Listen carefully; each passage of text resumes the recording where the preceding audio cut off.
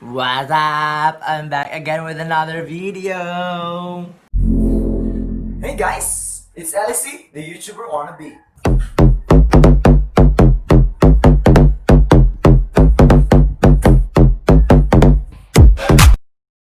If you're new to my channel, my name is LC Yaana and the YouTuber wannabe. So pretty much I do almost anything in this YouTube channel. Essentially, I am a dancer. Whoa! I'm a K-popper. Bago pa lang. And another thing about me is that I am a student, a political science student. Next week is examination week and yo boy, have to prepare. I have to pray and prepare. Yes. So, ayun nga, for this video, we are going to study. Yung topic ngayon na notes ko is a very interesting topic. It involves our very own country compared to another country which is almost equally interesting as the Philippines. Please welcome Miss Charot. We have Philippines, of course, and Thailand. And the topic is about class, charisma, and clientelism. Class is not class, listen to me. So good. And class ini nga, kuan, uri, nagaharing uring manggagawa, the working class or the bourgeoisie, mga sagad. Pero ado nga mga class, mga kanat Marxist na language, di good necessarily an Marxist na class digin pa-pertain. Anyway, it charisma naman, charisma.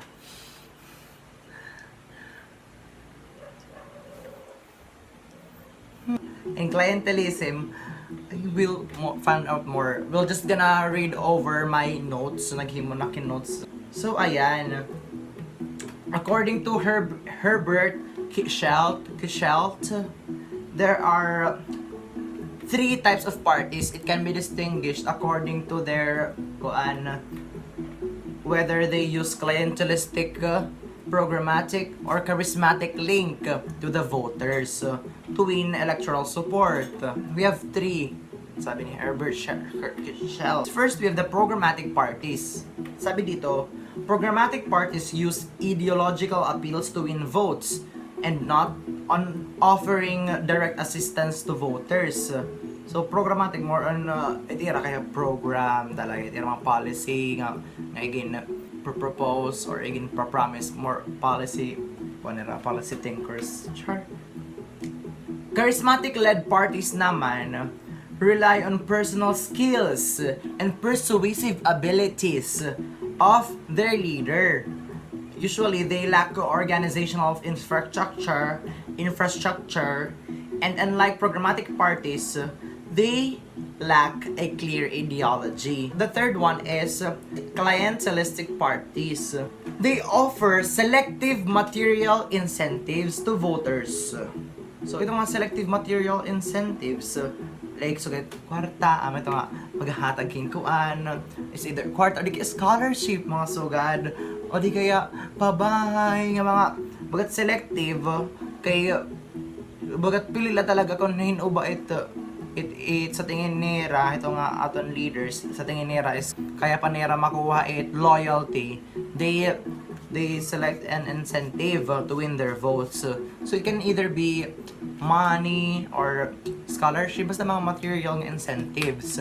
So compared to programmatic, clientelism nag-offer hin direct nga kuan nga makikita mismo nga help, nga support. Unlike programmatic parties nga itira talaga vision kay long term. Clientelistic is very kasi nananabo kumbaga rampantly yung mga local nga elections, bagat very clientelistic it relationship hit leaders nga hit voters. So bagat from the word client bagan kliyente hira it voters nga kuan gintatag na receiving help from the leaders in exchange for their loyalty to win the election. Ganun. According to Kishel, nag-conceptualize ng 3 types. These 3 types are distinct from each other. They cannot overlap. If they overlap, nagkakaroon problem. Like, for example, a programmatic party using clientelism faces the problem of an obvious disparity between its programmatic promises and clientelistic practices, which undermine their ideological credibility. So basically, at the end of the day, in a programmatic party, it will cease to exist since ideological credibility mawawala naman ang gihap. Tapos, di ba, programmatic parties are characterized by their ideological appeals rather than clientelistic nga mga practices. However naman, populist parties in Thailand and in the Philippines can be conceptualized in an Unkitchelian fashion because they combine all types of party voter linkages. So may mga clientelistic organizations mixed with programmatic appeals to lower class voters made by charismatic leaders. Familiar na ba? Pa. So, sabi dito, may mga clientelistic organizations na yung mga parties, basta yun. In the Southeast Asian context, populists make ideological class-based appeals but also use their personal charismatic appeals while drawing on existing clientelistic networks. So, zero hinahita. So, mga populists, they make ideological class-based appeals. Like, mayakan nga, ang mga programa ko ay para sa mga masang Pilipino. Nais ko lamang na matulungan na ang masa na in the future maging kaya na nila. I am for the farmers. I am for the workers. And they also use their personal charismatic appeals. So, makikita mo na ng makarisma talaga ito sa na leader naman. Like, kung niya approachable or kabilib-bilib kasi nga they have good persuasive skills and abilities. So, paano basta magaling hira magyakan, they are good at the political marketing. Ito mga charismatic. Well, drawing on existing clientelistic networks. Pero naman, they still itira talaga na-draw lagi basta clientelistic networks. May likat nila mga networks pa to local nga level, ibang-ibang kuan mga kuan para deliverin pork and patronage, mga network connection, ties, ganun. So basically, edi nga kuan nga topic is about, di ba, class ano ang topic? Class, charisma, and clientelism in the Philippines and Thailand populist parties. So nayakan basta it is necessary to rethink the character of clientelism when analyzing the Southeast Asian na context. Kay, di ba, kanina nga concept about clientelism, it involves primarily or even exclusively and selective material incentives. So, bagat vote buying. Bagat basically clientelism is characterized by vote buying in any form, whether it may be direct or contractual. Ewan ko, pinagsasabi ko. According to Andreas Ufen, clientelistic parties in the Philippines and Thailand prevent the effective translation of social in party-sized political cleavages. Hindi ko gets. There are said to be no lasting social cleavages in the Philippine politics. Okay, may example ka naisip. So, basically yan DDS versus Dilawan, I think that's a social cleavage. However, I don't think it will last. Bagat nagkakaala kita mga social cleavages sa Philippines, pero ito lang nga time. May sugad. Kaya ito iba na naman. Philippine parties are fluid. They are based largely on personal ties and divided by factional differences. That's according to Lande 1996 and Manaskantan 2005. However, unlike in the Philippines, Thailand had developed stable regional cleavages. An example nga like center versus periphery, like Bangkok versus the rest of the provinces in Thailand. Siguro or ada ka centralized nga to. May dagat madiin between the north and the south. So God, King of the North. Charats.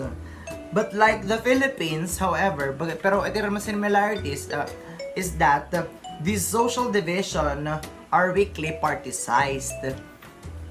Particized, ibig sabihin, bagat nahimo ng party to represent them. So God. So, kuan, mag-iba ang Philippines ng Thailand since Philippines kuan stable nga social cleavages.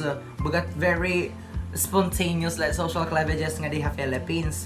However naman, ito naman similarity kay bisa ko may da mga social cleavages, it is weakly particized. Unlike Lau Tamatas, a Thai political scientist argued that clientelistic politics in Thailand have to be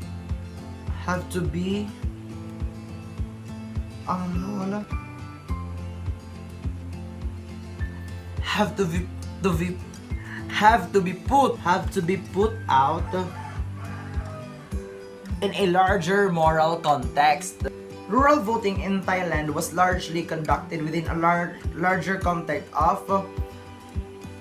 HAHAHAhuhu or voting canvassing networks. Aman nga mga leader kuan kada barangay or kada munisipyo may mga leader tas maglilista kung hino hadi aton hinan ato kabila. Anyara Chitarakul argues that voting canvassing networks cannot be viewed through the narrow lens of vote buying. Kaya mga voting canvassing networks, dirita ko niya ma-interpret lang ang madali or simply through the lens of vote buying. Okay, a relationship is more than that. It bears moral underpinnings. Well, poor voters are not simply bought. Poor voters are not simply bought, but are embedded in networks that provide security to poor people facing higher risks in life. So, for example, kung ni ako ada ka rural area tapos ang poor voter, the urban middle class, they tend to generalize nga our votes are simply bought. Napalit la. Sumugya ka naman nga, guys, grabe, gimbabali dyan yung vote is very important. No, it's more than that. Because we are attached to this network nga we believe will provide security haamon life which are risky than yours in the urban middle class. So, we are trying to rethink clientelism here. James Eder, in his study, found that the poor villagers sought ties with their wealthy relatives and patrons, hoping to improve their economic security. And those with these ties were substantially better off than those who have not. So, ito nga, nanonori kita yung mga connection, ito to makaluwag-luwag in the future or in the near future. It only means that clientelistic networks does not only operate on the supply side of the patron. So diriya kuan nga di not necessarily vote buying. Di ba bagat vote buying? May kuan ang tawag supply side mahatag in exchange hanim vote. So passive nga di ang voters. However, rethinking clientelism in Thailand and Philippines, clientelistic networks, two-way process siya. It does not only operate in the supply side of the patrons, offering help in exchange for their loyalties or votes, but also on the demand side. Bagay kasi kami nga mga poor, na demand kasi kami such nga mga support, daman. Yung tutuloy kasi na mainam. amo nga na-engage kami or nakuha kami nga voting canvassing networks. So God, it's a two-way process. So to dismiss rural votes as simply bought is to ignore the complexity of what might be called the moral economy of electoralism. A moral economy of electoralism approach suggests that the poor vote for politicians with whom they have developed a long-term trust and who are seen as helping their communities. So pagdatong election, ako di rakin binoto sa iya dara kay gintagan lakin ko 500. Binoto sa kaya kay medyo sige or maiha ko na iniha nga kinikita nga nagpipinanhatag.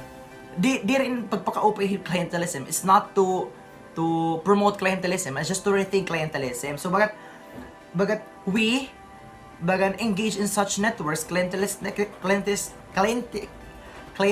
networks, not out of a spontaneous decision. Bagat may that trust nga na-develop and we believe these people have been helping our communities, and that is why nga na-engage kami in nga clientelistic networks, okay? Pero problematic like inihiya, bagat yun nga, naging niya source of populism. Sige, stop na. Ayaw na. Parang halaba na. Sakto na for content. Mema content lang. Wow.